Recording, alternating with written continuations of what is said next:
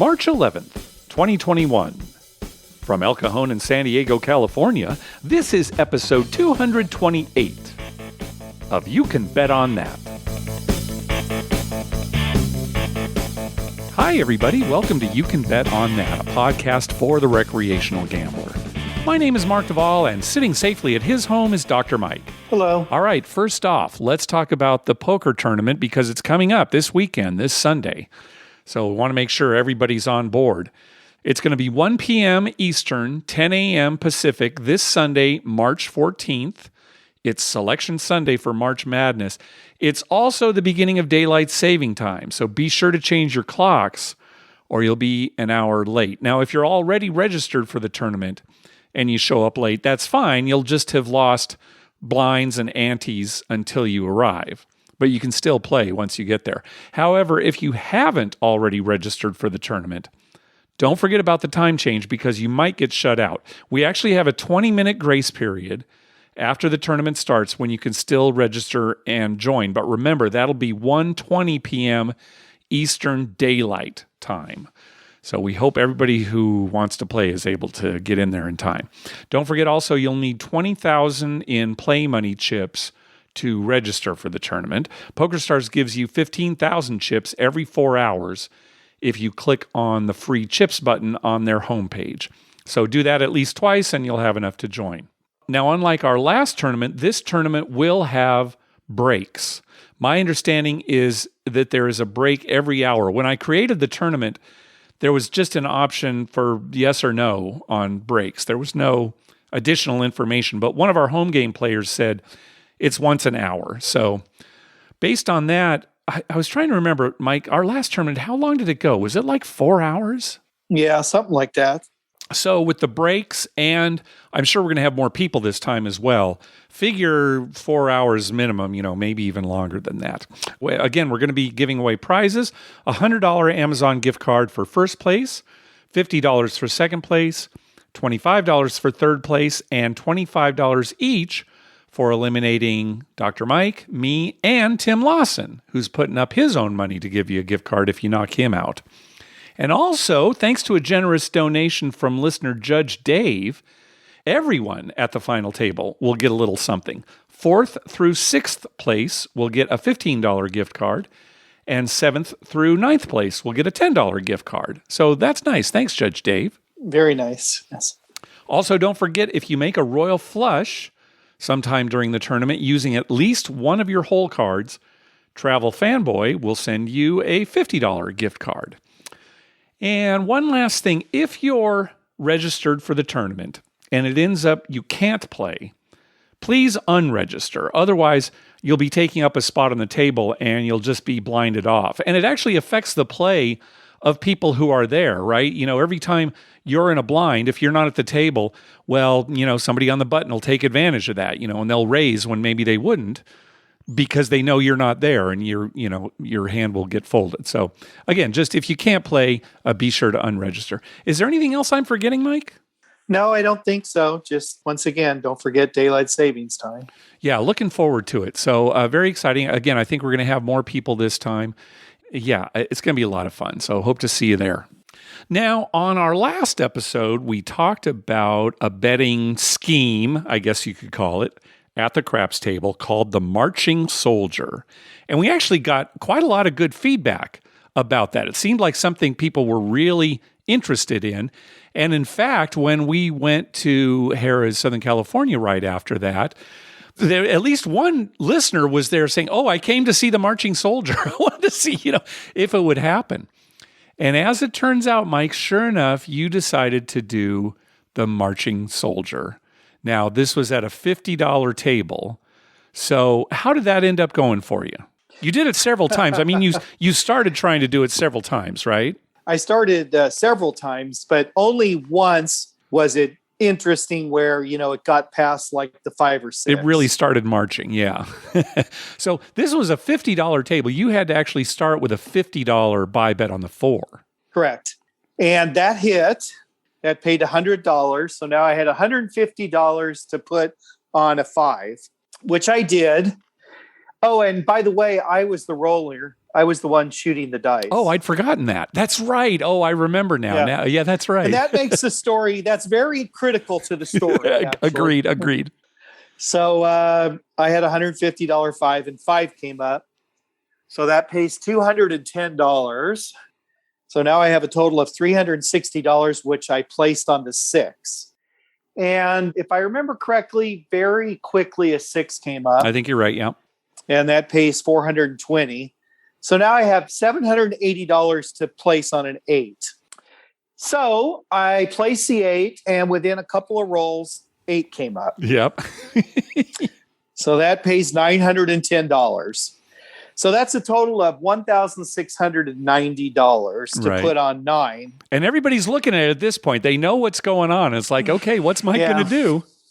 I think there were two listeners there. And on our side of the table was me, you, and this other guy named Will, who's a fairly big player. And we were down at the time. Yes. Yeah, it had gone poorly up to that point. Yeah, we were all losing. And I looked at you and Will and I said, should I leave $1,690 on a nine? And both of you said, no, that's the stupid thing to do, which, really it is. I mean, if you're going to ask me that question, I'm going to tell you, you shouldn't do it. The answer. I was more wondering what Will was going to say because he's a heavy presser. But we were down so much. And since I was rolling the dice, I was in no hurry to decide. And I mulled it over and I thought, you know what? I'm going to collect. Yeah. Because I'm down and that gets me close to even. Yeah. Not really even, but close enough. Well, it helps. I mean, yeah. Yeah. So I took $1,490 back and I left $200 on a nine. Right. Picked up the dice and rolled a nine. Of course. You were so mad. I was so mad. I made the loudest, most objectionable sounds and noises and words that I ever have in my life. And I wasn't mad that a nine came up. I was mad that I was a Yeah, you had not done it. I had not done it. Yeah. I was so mad at myself. So that would have paid $23.66. The nine, yeah. The nine. So you add the $23.66 and the $16.90 I had on there. And it's well above the maximum that you could put on the 10, which would have been $2,500. Right. So you would have had about $4,000, a little bit more than that at that point. But yeah, the table maximum, even at a $50 table, is $2,500. Yeah. So I could have put $2,500 on the 10 and still collected the same amount of money I collected, or very close to the same amount of money I collected by pulling it very down. Close. It's interesting. It would have been very close to what you actually took off. Very close. And actually, I actually made a little more because I left 200 out there, which paid $280. So I collected that. On the nine, you mean? Oh, yeah, right. When you rolled the nine, right then. Yeah. When I rolled the nine. So I was so mad at myself. And long story short, the 10 never came up. Yeah, so there's nothing to feel bad about. You never rolled the 10. I rolled about two or three more numbers, and I never rolled the 10. Yeah. And then sevened out. So all in all, when you do all the math, I actually came out just a teeny bit ahead by pulling it down, virtually the same as it would have been. It was very little ahead after the VIG and everything. Yeah. So money-wise, it worked out the same. I was still extremely mad at myself because that's not my nature. I usually would go for it. Well, you were embarrassed, I think. You were embarrassed. I was definitely embarrassed, especially when one of the dealers on another table was going on break and walked by me and said, "Quit being a Mike." So I was so mad. It's funny because in reality, it all worked out the same. But why I didn't continue through with that, I tried it a few more times during the night, and I don't think I ever got past a six. No. And in fact, I took your advice, and I actually tipped the dealers that way. I started, with $5, and the furthest they ever got was a bet on the six when I was tipping for them. And in fact, it was $36. I said to them, okay, do you want to take it down or do you want to put all of it on the six?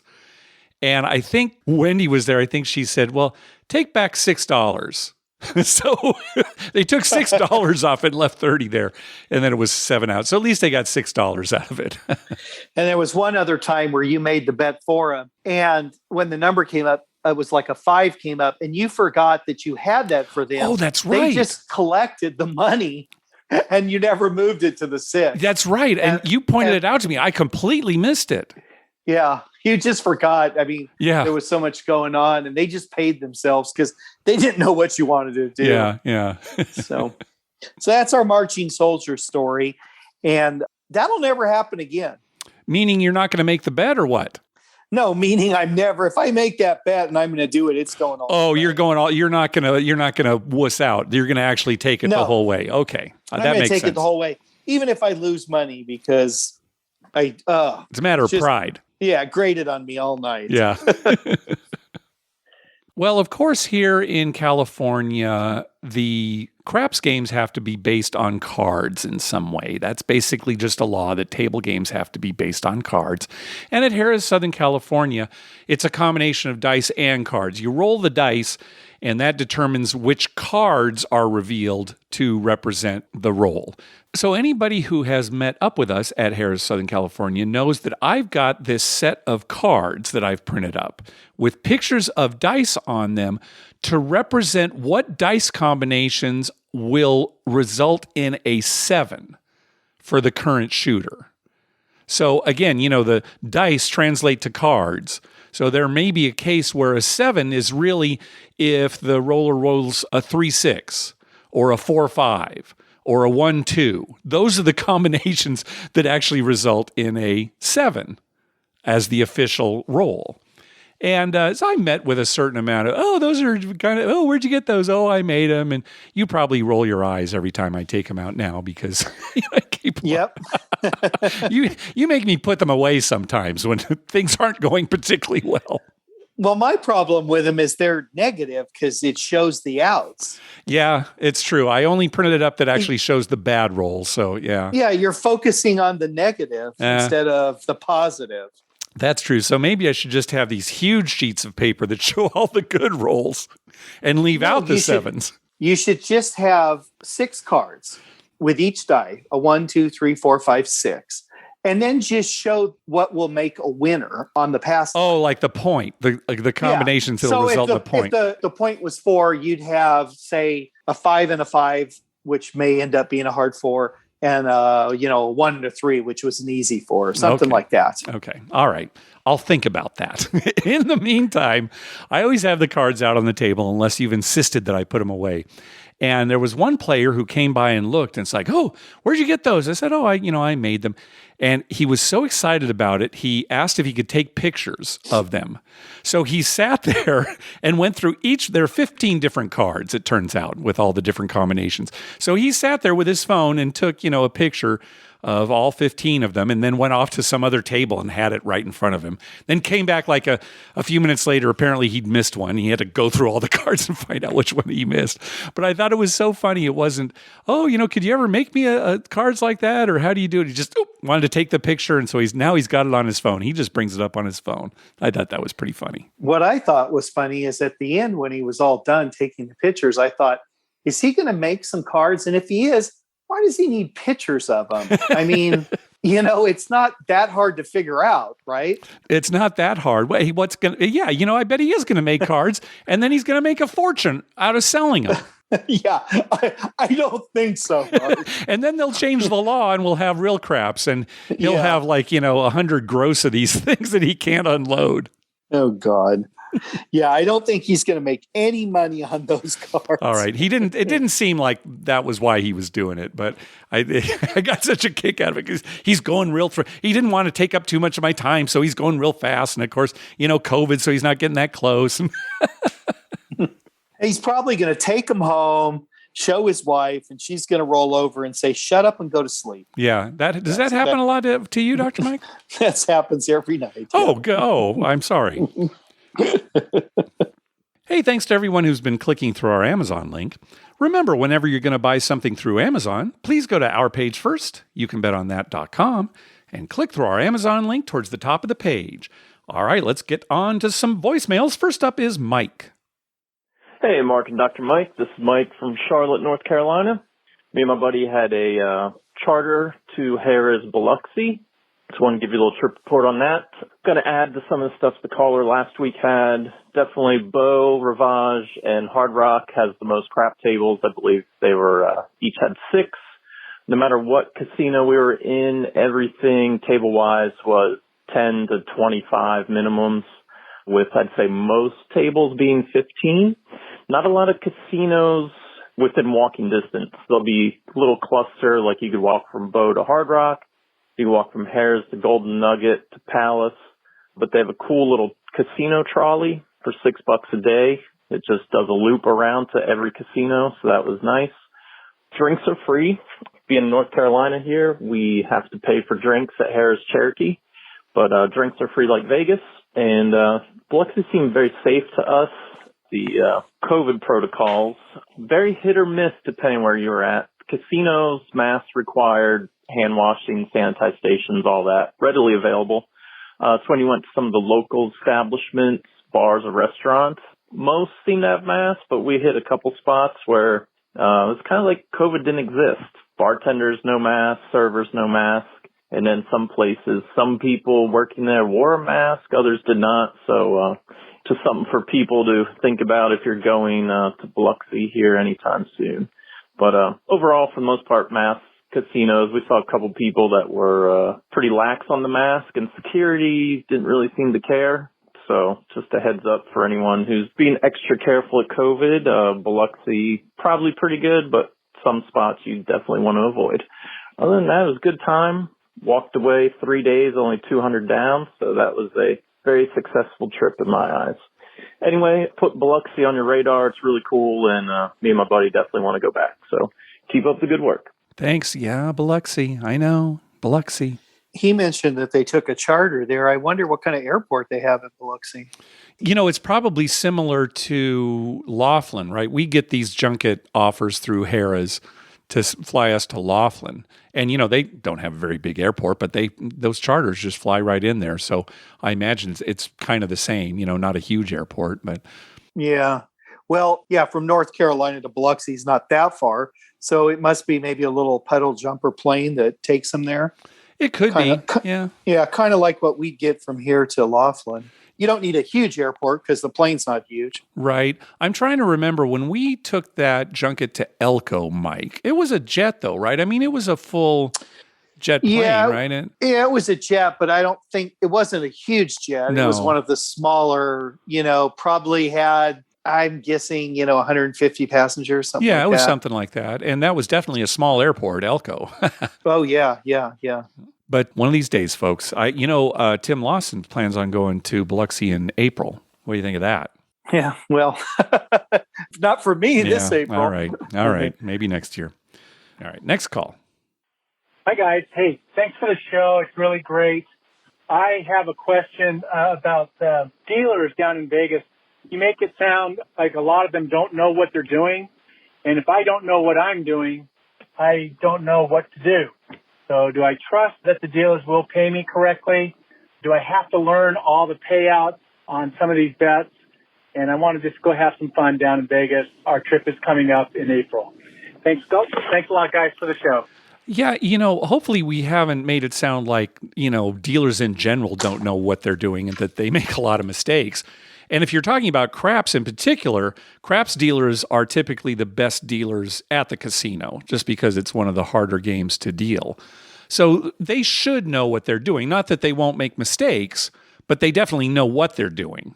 I think when we talk about dealers really not knowing what they're doing, it's more on, say, carnival games, maybe games that dealers don't deal that often. Maybe they're on a rotation where it's blackjack, they have no trouble with that. And pie gow, they have no trouble with that. And then they get to crazy four poker or Mississippi stud or something, and they don't know all the rules. And so maybe there they are a little more likely to mess up. Right. I would agree with that. Yeah. So I would say if you're playing craps, don't worry about it. Now, it certainly does help to know all the rules and all the payouts, because shoot, Mike, we catch dealers making mistakes. It's not like it happens all the time, but every once in a while, we'll catch it. And Yeah, if we usually- didn't know the game, it would stay a mistake. Yeah, usually they're just going fast. A lot of times, yes. And they might, take out a chip that they weren't supposed to, or not put a chip out that they were supposed to. Yeah. Something like that. But for most of the common bets, especially, it's rare that they make mistakes. All right, next call. Hey guys, short-time listener, just got into the podcast a few weeks ago, but big fan. Wanted to share with you this pretty strange dream I had last night. I was in Vegas at the Palace Station, and I was down to about $60 in my pocket, was walking out, and I saw that they had $5 minimum craps. So I just threw my last 60 on the table, and they gave me chips, but the chips were made out of cloth because for some reason cloth chips hold COVID germs less than clay chips do. It was in the middle of the roll, so I put $15 on the field, and the shooter rolled a 12. I paid triple, and so I left the $15 out there, and the shooter rolled another 12. And so I was sitting pretty. Then the shooter hit the point, and I was betting the pass and the odds and numbers, basically spreading my money out. Roller was doing really well, hitting some numbers, and I was able to press and stuff like that. Was feeling pretty good. And then someone reached under the rail to grab their drink, and instead of their drink, they pulled out a shotgun shell. And the pit freaked out. They made everyone step back away from the table, like 10 feet away. But for some reason, while they were waiting for security to get there, they told us that the chips had to stay where they were, and the shooter and one other guy, like to verify the roll, had to stay at the table and keep shooting. The rest of us were really confused, but the stick man was like goading the shooter to roll the dice, and he did, and we're all craning our necks to see, what he rolled. And I said, what was it? And the guy next to me says, well, of course it's a 7. So we all lose, and we're mad. And I'm thinking that they'll just let us now gather our cloth chips and head to the cage, but they don't let us near the table. Stickman says the game has to continue, and you just tell us where you want us to put your chips. And I was upset, and I said, well, I just want to leave. And they said, well, then you have to wait until security gets here and clears the table because we can't bring your cloth chips to you. And I just thought I'd share that because I think that means that I might miss Vegas just a little bit. Enjoy the show, guys. Keep doing what you're doing, and appreciate everything that you do for us. Thanks. Yeah, I would say if that ever happens to you in the future, ask to speak to a host. I think Palace Station has a pretty good host situation there. So, Well, you know what, though? I mean, it's, of course, a dream, and it sounds fantastic. But there's one part of that is based in reality. The part where he said it was a 7 out and everyone was mad. That's true. Because that happens like about every 5 minutes at Harrah, Southern California. That's right. It seems like about once in every 5 rolls, and I know that's not mathematically right, but it's actually about once in every 3 rolls. Okay, yeah, that has been lately. It has been. I'm sure we both have craps dreams, Mike. What are your craps dreams like?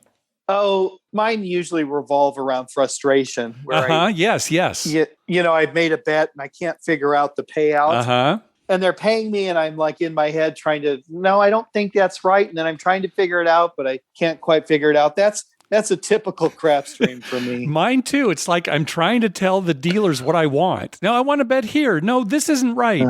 How come this isn't like a regular craps game? What? The layout doesn't look right. Yeah, it's just all frustration. Yeah, it's as most people's dreams are, just frustration.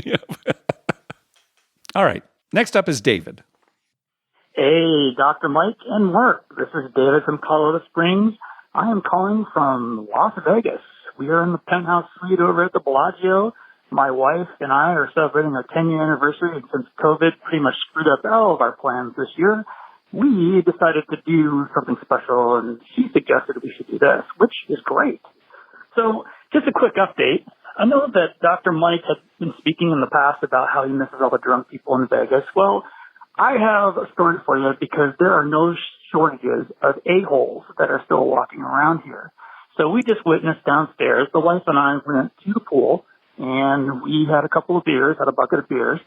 And, we started getting hungry. We decided that we were going to go to the snack place here in the Bellagio and order, what we typically order for lunch, which is the Turkey Club. We're getting up there, and we see this young person crazily just had to get in front of us. And believe it or not, he was actually pissed that his chicken nuggets that he had just bought, the sauce that they gave him he was complaining that it was ice cold. And he was literally complaining to the woman there about it. She said, well, I don't have a microwave. I can't really warm up the sauce. What am I supposed to do? So he just tells the lady, he says, the food looks good, but it's absolutely disgusting that the sauce is cold. Of course, he's making a scene. He looks like a jerk. And he finally decides that he wants to have pizza instead. And I can see that they're just like looking at each other. So he goes off to the side. I'm joking around with my wife about it. So we ordered the club sandwich and stand to the side. Finally, they gave this guy his stupid pizza. He walks out of there, and sure enough, our order comes up. They give it to us, and I asked the lady jokingly, I said, now, I just want to make sure, is the ketchup ice cold? And they started laughing. So they had a good sense of humor about it. But man, what a crazy scene that was. I mean, who comes up and complains about chicken nuggets, for crying out loud? So my question to you guys is, what's the craziest thing you've ever seen where somebody's a complete jerk and just looks like a jerk and then they don't even realize it? Because this guy obviously had no clue. Also, just a quick update. $10 tables during the day here at the Bellagio during the week, Monday, Tuesday. I don't know what they are today. I'll have to check. Last night, I had a freaking monster roll, having a great time. But hey, guys, love the show. Yeah, you got cut off there. Well, congratulations on your anniversary, David. Yes. That's a great story. We actually do have a similar story. He was asking if we ever had a situation where there was a jerk there. And sure enough, this was years ago, Mike. Gosh, this was at Fitzgerald's, which is now the D. This was probably in the 90s. And you and I were eating at the steakhouse there. Gosh, I don't remember much about Fitzgerald's Steakhouse. I assume it's kind of where the D Steakhouse is now. But anyway, we were eating there, and there was a gentleman eating by himself who called the waitress over and was complaining that his steak had obviously been microwaved. Now, that seems unlikely, but I mean, I don't know. Who knows? You'd think at a steakhouse, they wouldn't be microwaving their steaks, but he was convinced of it and made a scene. I mean, he really made a scene. And again, he was by himself. So we're trying to size this guy up and trying to figure out, what's going on. So finally, he works it out with the waitress and I guess, takes the steak back to get another one or something. And so then I called the waitress over and I said, I was fairly loud, I think. Don't you think, Mike? You were fairly loud. Yeah. I said, my steak got a little cold. Do you mind microwaving it real quick? Just same kind of thing. I don't know if he heard me, but it's just, he made such a scene about it for something that was probably unlikely. I don't know, but I saw a pretty bad one recently where out at Harrah's Rincon, there's only 3 people per side on the table. Yeah. A guy walks up and he sits down in the chair, doesn't buy in or anything, takes the last open seat and just sits there and he's watching. Yeah. Well, a good at least 20 minutes, one revolution of dealers happened before finally one of the dealers said to him, if you're not going to play, you really can't sit there. Okay. And the guy just had a conniption. He said, well, what's it to you? And the dealer just politely said, oh, it's nothing to me. It's just a rule. He tried to explain to him, number one, you're taking up the only open spot on the table. Right. So the casino doesn't like that because they want, it makes it look like he's playing. If somebody, doesn't really look and see that there are no chips there or anything. Yeah, it looks like, somebody no spot open. By is like, somebody walking by thinks there's no spot to play. Yeah. Plus they've got to clean the whole spot. Once he gets up, right. Once he gets up, because he's been sitting there and, leaning on the table and touching everything. And he just had a fit. And I thought, what an a-hole. Yeah. I mean, come on, just stand and watch if you want. They don't discourage that. Yeah. And they politely asked him to leave. And, it was funny because then he started to say something and the pitch, all she said is, no, that's the end of the conversation. Nice. Yeah. She said, no, this is the end of the conversation. You're getting up. Yeah. He got up and walked away, but why are people like that? They're born that way, Mike. I've got a theory. Yeah, I know you've got a theory. Yeah. Well, we could probably come up with about 100 other examples that we've seen in a casino of some pretty weird things. Yeah, and alcohol doesn't help. Well, alcohol and losing are a bad combination. Yes, well put. Typically. All right, next call. Hey, Mark and Dr. Mike. It's Julio over in the Bay Area. It's been a while since I've called in, but great to hear you guys on a weekly or biweekly basis. But I just drove down from Reno and just wanted to give you guys a quick report. Pretty safe environment, everyone wearing masks, and things were looking pretty normal. Pretty packed casino went to, and I stayed at the Peppermill. You wouldn't know it that they were down in numbers, people not coming. I think people are coming to the casinos again. It was pretty packed. I'm not a big fan of that casino, but I went there. That's where my wife likes to stay because they give us some great rooms and the comps are good. You know, I had a bad rolls on craps, or I had a bad session, I guess. It just in general, I kept stepping out every single second or third roll. It was kind of frustrating, but what I did notice is that when you play at craps tables and they don't have bonus games or anything like fire bets, it starts to get really boring. It doesn't really give you a chance to give you that money back or hit that big number or hit the all-tall or something exciting.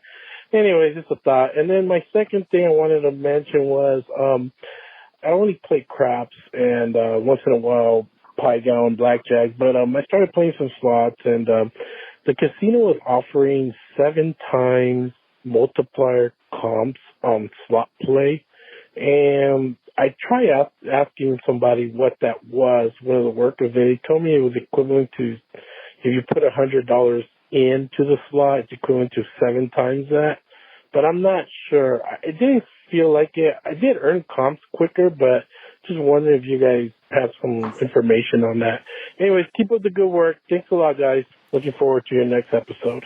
Yeah, thanks. So what you were told, Julio, was basically correct. So if you play $100 through a slot and there's a 7 times multiplier going on that day, it's as if you played $700 through the slot. As far as your comps goes, that doesn't mean you're getting $700 worth of comps. Let's take an example. Let's say that normally if you played $100 through a slot machine, you would get 10 cents in comps that you could spend somehow. If there's a 7 times multiplier going on, you'll get 70 cents for that $100 that you played through. So that's basically what it is. Right. They just multiply your reward points. Right. Now, there are different kinds of multipliers. Sometimes they're multipliers on your tier points, as far as your tier status goes. Other times the multiplier is on, well, for Caesars anyway, they're called reward credits, the credits that you can actually spend like cash. And Julio actually followed up with an email too. He was wondering, in this case, it sounded like it was only slots. And he wondered if it ever happens with table games. Yes, definitely. In fact, I'd say most of the time when multipliers are offered, it applies to any game that you're playing in the casino. That's the way it is at Harrah, Southern California. Right. Now, there may be some little rules here and there. For example, at Harrah, Southern California, if there's a 10 times multiplier day on reward credits, that will apply to every game except, if you look at the small print, except video poker. It's usually half, and it'll only be 5 times because they figure, well, there's not as high a house edge on video poker as there are on slots. So sometimes, it'll depend on the game that you're playing. But always watch out for these promotions because sometimes it can really pay off. I think right now Sundays are the multiplier every week at Harrah's, and it's hard for me and you to get out there, Mike, on Sundays, but right. On days when we've gone for multipliers, oh my gosh, we have gotten so many reward credits that we can use to spend. And also at Harrah's, the amount that they multiply by is sometimes dependent on your current status. So they have a thing where like 7 stars will get 12 times. Mm-hmm, right. And a diamond might get, say, 10 times, and a platinum might only get 5 times or something. Right. So they do it on that. So for a 7-star, let's say you're earning $40 a day. Well, 12 times that, you're earning $480. There's a big difference there. Yeah. But again, Julio, that's exactly what it is. A 7 times multiplier just means you're going to earn 7 times the number of credits, comps, if you want to call it that, than you normally would. What do you think about what Julio said about bonus bets on the craps games, Mike, where, he doesn't really like it when there's no fire bet or all small tall or anything like that? It's definitely way more exciting with a bonus bet. Yeah. Now, they don't hit every time. Right. And some people look at it like, well, I'm throwing money out there for something that, may only hit once the whole night. Yeah. But it's not just when it hits, it's when it's getting close. Right. So like on the fire bet, when you've made 3 numbers and then you come out on the 4th, you're thinking, oh, right, let's hit this 4th one because then, we have a chance for 5 and 6. Yep. For me, anyway, it's not just the times that it hits that are exciting. It's the times that you're close to hitting it too. Yeah, and I don't make the side bets typically, but I still enjoy seeing them on a table. I'm interested in the math behind it, and I get excited too when you're getting close to winning one of them. So, yeah, I guess most players are disappointed when they don't see some kind of side bet at the craps table. Is that a fair blanket statement, most people? I would say that's probably true. Okay. It might hold for every game in the casino. I mean, that's true. Table game, right? I mean, even they have blackjack side bets and people like that. Sure. My favorite on the blackjack is the bust 'em. Yeah, I think that probably is the most popular, right? Where if the dealer busts, you get paid a certain amount, and the more cards the dealer takes to bust, the higher your payout. Yeah. I mean, it's great when the dealer's already got 6 cards and they haven't busted and they have to take another one. Yeah. And you're thinking, come on, bust. Yep. A 7-card bust pays pretty good. Yep. All right, let's hear from Franker. Hey, Mark and Dr. Mike. This is Franker in North Carolina. Went to Harrah's Cherokee about 2 weekends ago. Kind of a big mistake because didn't realize when I went it was a big Valentine weekend for them and also President's Day. So the place had a lot of people. Friday night I got in and tried to get on a craps table, and they had 8 tables. 6 of them were open. And I waited about an hour for somebody to finally leave before I could get in on the spot. Sorry to say I did not win. So I went back the next day, and same situation. I had to wait about another hour, get on the table, and my Saturday morning didn't do very well either. So I didn't have a good time playing craps, but because it was a big weekend, I tried to get a room comped, and they would not comp me a room, which I've not had a problem before. But they said, we've got a sister location down the road, so they set me up at the Cherokee Lodge about 2 or 3 miles away. And it's just a standard little motel, which was not great, but I was glad my wife put up with it. So we did get a free room, but we had to drive up there to the Cherokee. Because I had to drive past it going to the motel, I noticed that they're building onto it. It's going to be twice the size when they finish. They had a motel tower that was taller than the one that's already there. They had a parking lot at the end of it that's going to be bigger than the one that's already there. And in the middle of it was, I'm assuming, the casino part. And that was a lot bigger than what they have now. So they are planning on doubling the size, at least, or more than doubling. Love you guys' show. I've been listening to you for now about 3 or 4 months. I found you, and going backwards, I'm down to episode 97. And I'm going to hate to run out because as I travel, I listen to you guys a lot. It's going to be hard to wait 2 weeks. So y'all need to step it up and do 1 a week at least. Love your show. Y'all take care. Bye. Yeah, I kind of wish we could too, but there's just no way with our current schedules. We're lucky to get one out every 2 weeks. Yeah, it's hard with the schedule. That's the problem. Yeah. And you'd get tired of hearing us every week. Yeah. Trust me on that. That's right. Mike and I don't talk except for these episodes. When we drive up to the casino together, it's just silence. Yeah, it's just silence. So yeah, it sounds like a big expansion is happening at Cherokee. But I realized it was a busy weekend. But yeah, gosh, waiting an hour just to get on a table and then to have a terrible session, that's no fun. No, I really would like to go to Cherokee, though. Yes, I know. Cherokee, and it's not Biloxi. just for seeing that casino either. There's a lot to do around there. Yeah, we've talked about it. It's kind of like a nice vacation spot, you know. Yeah. Franker actually followed up with an email, too, where he went into a few more details about the trip. One of the things he mentioned was no cell phones at the table. He kind of told a funny story about somebody who kind of stepped aside to use the cell phone and the pit was yelling at him. But it's funny, isn't it? The inconsistency. Now, it depends on the property, but gosh, Harrah's Right. Southern California, no problem. Planet Hollywood in Las Vegas, you can use your cell phone right at the craps table, no problem. And then Yeah, other but you walk properties- over to Harrah's in Las Vegas, they won't let you do that. Isn't that funny? Same company. Yeah, right. So I don't know what they think you're doing. I can understand, no phone at some tables like a blackjack table or something. Maybe you're using it to count or something, but I don't know. I wouldn't worry too much at the craps table if I were the casino. Well, especially card craps in California. Right. Yeah, really. It's extra safety for the casino to have those cards. Yeah, I've got my daughter on the phone. There's a 2 in the 3 position, and there's a 5 in the 6 position. What should I bet? That's right. Well, I can see those myself. Yeah. All right, next call.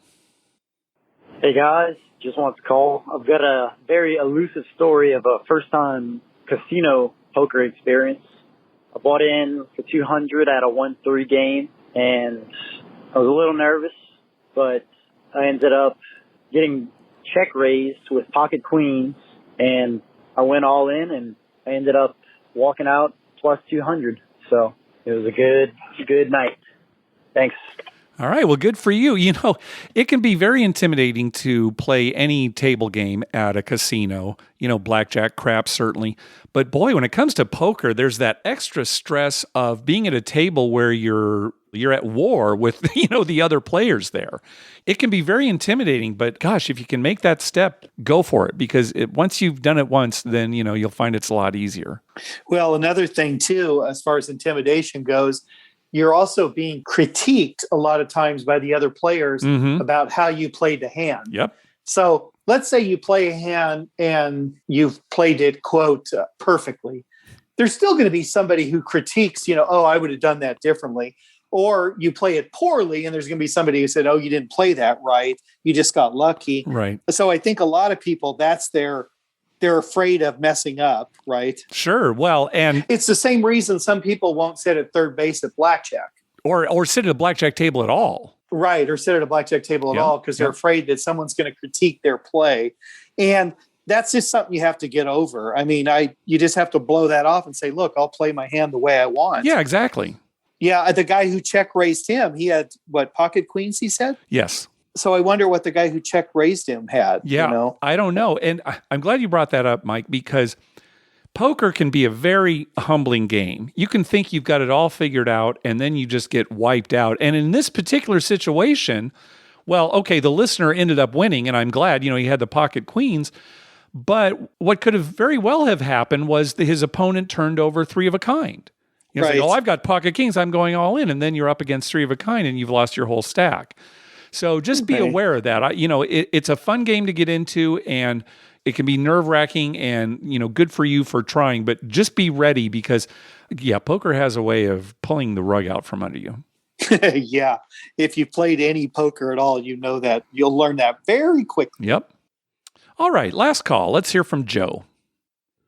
Hi, Mark and Dr. Mike. This is Joe calling from Los Angeles. I just wanted to quickly tell a story about my last trip to Vegas, which now was over a year ago before the pandemic and everything.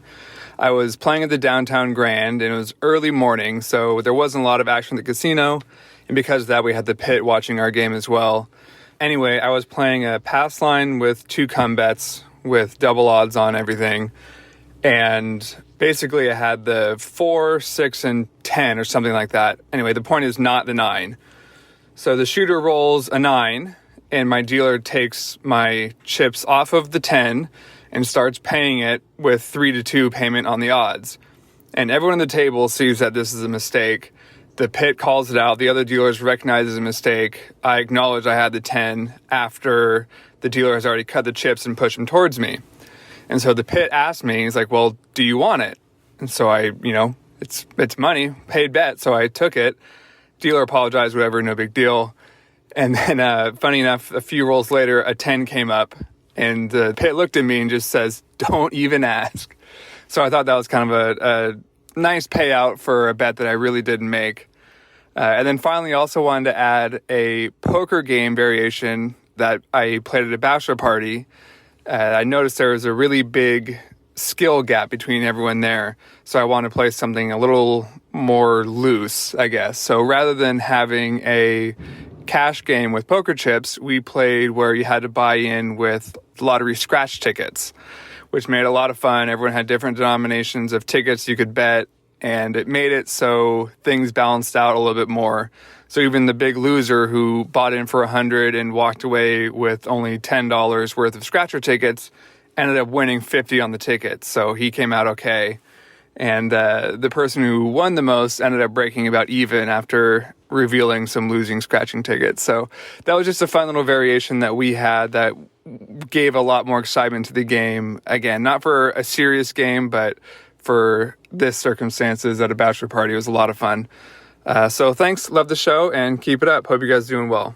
Bye. I love that idea, especially if you've got some players whose poker skills just aren't that sharp. Right. As he was explaining it, I was thinking, this is great. Yeah. I like this idea. Yeah. Now, you'd have to buy a bunch of scratcher tickets. Yeah, buy a bunch of tickets ahead of time, different denominations, like he said, $1, $2, Right. $5, et cetera. But yeah. Yeah, that sounds like a fun game, Yeah, actually. I agree. I don't know if our group of friends would like it so much. Well, no, but again, because we play poker all the time. But if you're getting together Right. with, family members, said, Right. I've heard this poker game can be quite enjoyable. Yeah, maybe you could mix it up. You could do that with your family instead of orange slices. That's right. Oh, my dad and those orange slices. We would play bingo over at their house. And the prize, not only would you win, the money amount, we'd put in like, a quarter each game or something like that. You'd win the money and you'd also get one of those orange slices, right? Those real chewy ones, right? Yeah. So then my dad goes to see you because his tooth is bothering him. What did you find? Orange slice all packed in it and stuff. Yeah. Oh, I was laughing so hard. And not so good when you go to the dentist with a mouthful of orange slices. Well, he's off the orange slices. We bought a bunch of them. He hasn't touched them since he went to see you. So he learned his lesson. Stick with Oreos. There you go. Eat them right before you get in the chair. Right before you come, yeah. I like his story about getting paid on that 9 when he actually had money on the 10.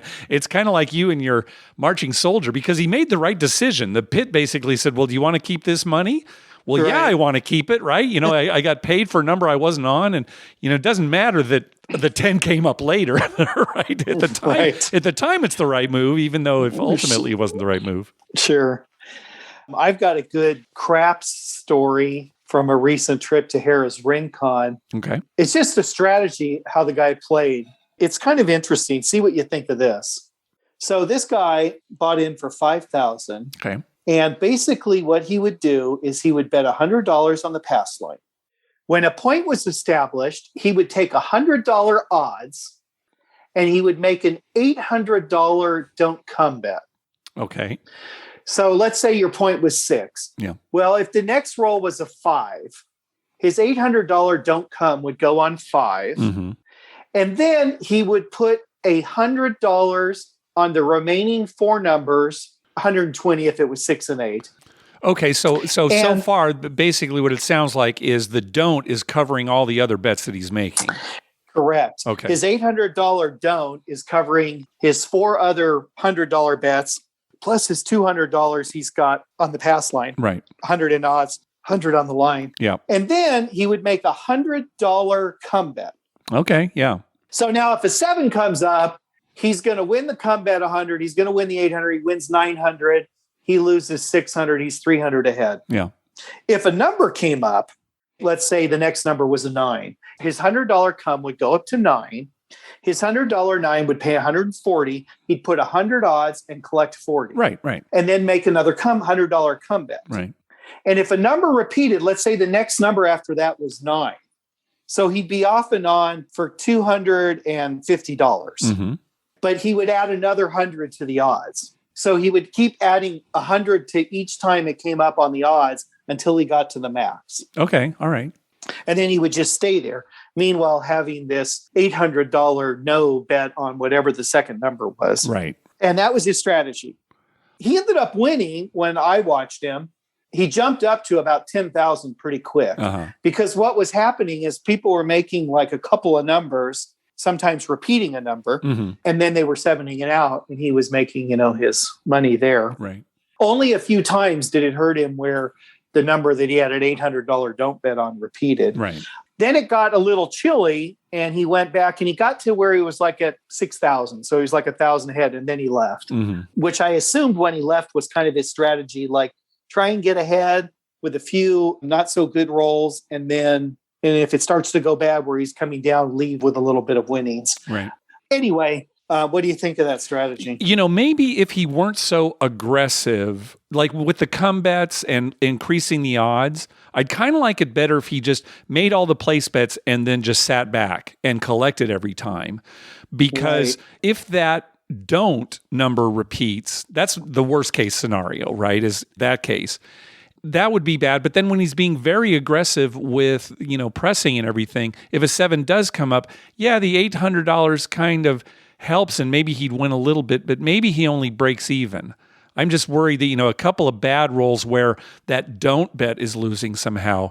Right. I wouldn't be quite as aggressive with the right way bets that I'm making, but I'd love to see him play.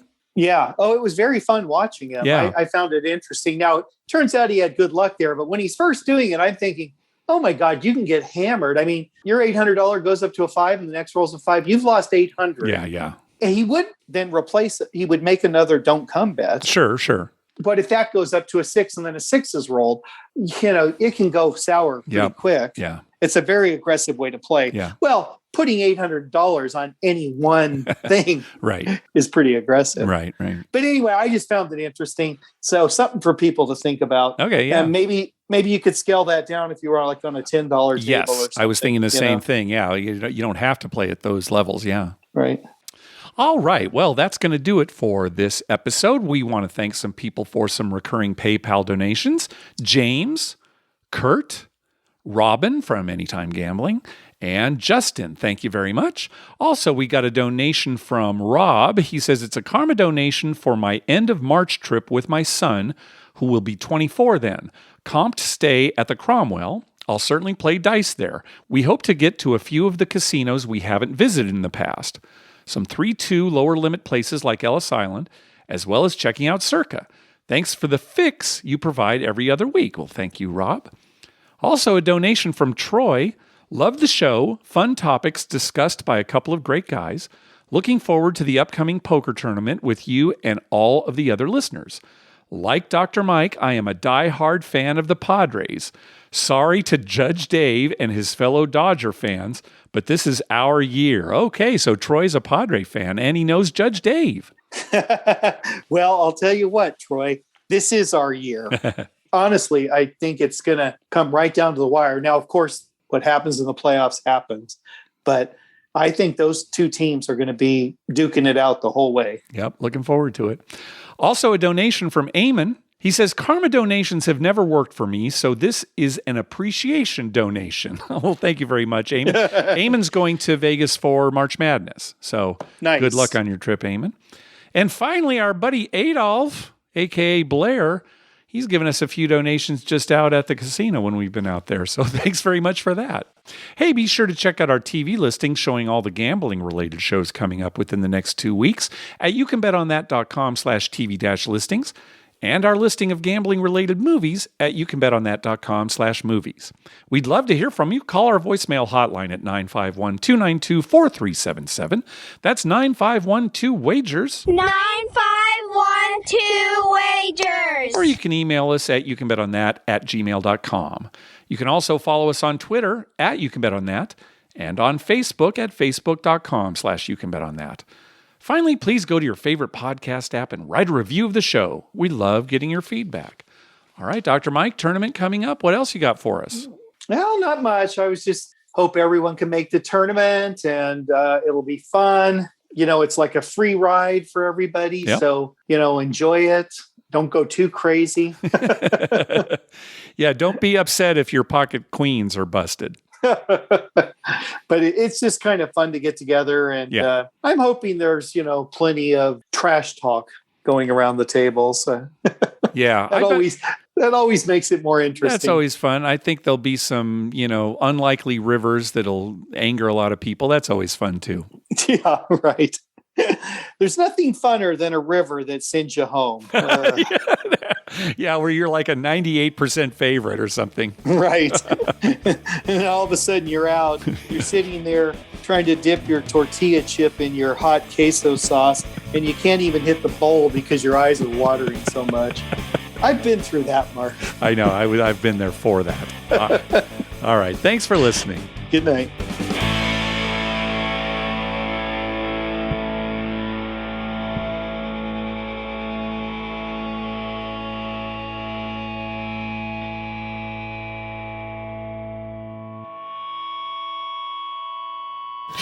Oh, sweet mother, I love you, Dr. Mike.